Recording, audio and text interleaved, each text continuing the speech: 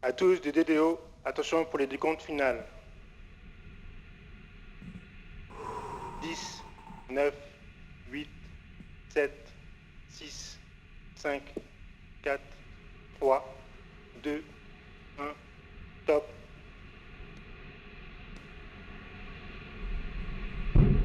Allumage Vulcain.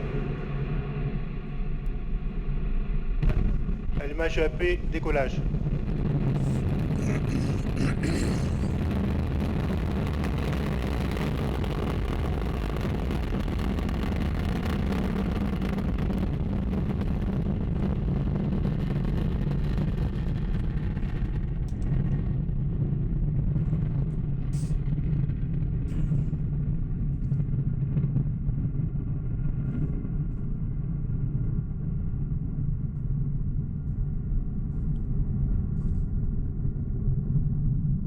Et voilà, décollage La parfait. propulsion est nominale. Quelques petits nuages de décollage, mais en 48 secondes.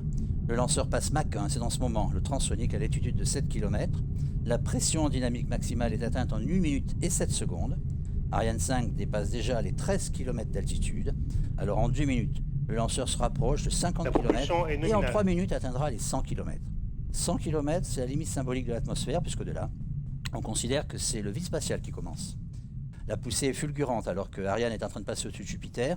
1300 tonnes de poussée sont en train de propulser Ariane 5. Les 2 étages à poudre, une fois allumés, ne s'éteignent pas. 90% de la puissance du lanceur. Ils sont assemblés et remplis en poudre en Guyane française, dans les usines de Régulus et d'Europropulsion. Un EAP, c'est 31 mètres de haut, 3 mètres de diamètre, consommation de 2 tonnes de poudre par seconde. Les 240 paramètres à tonnes bord vont sont donc nominaux. être consommées en 2 minutes environ. Ils sont identiques. Une masse d'un EAP au décollage, c'est environ 278 tonnes. Ils ont assuré une poussée moyenne de 600 tonnes. Alors, pour comparer la hauteur des EAP, on va prendre le petit lanceur Vega à 31 mètres, c'est à peu près pareil. Après épuisement de la poudre, à 142 secondes, après leur allumage, les EAP sont séparés du lanceur à 68 km d'altitude pour retomber dans l'océan Atlantique. En fait, avant qu'ils ne soient totalement vides, leur poussée va diminuer et après détection de cette propulsion baisse est d'accélération, l'ordinateur de bord va décider de se débarrasser des propulseurs d'appoint par une découpe pyrotechnique et ils vont retomber dans l'océan. Et là, on va perdre 38 tonnes chacun. Ça devrait se passer maintenant. Séparation des étages d'accélération à poudre. Voilà, alors que nous avons des très très belles images qui étaient d'une caméra qui était embarquée sur un vol précédent. Pour éviter toute collision, les propulseurs vides sont écartés du corps du lanceur grâce à 8 fusées d'éloignement. La propulsion est nominale. Alors après les verts, puis le décollage, maintenant qu'Ariane 5 s'est éloigné des côtes guyanaises, on va porter notre attention sur la coupe de vol qui est représentée ici tout en haut à droite. Il y a la courbe idéale calculée et on aperçoit le petit pointeur qui se déplace et représente le vol réel d'Ariane.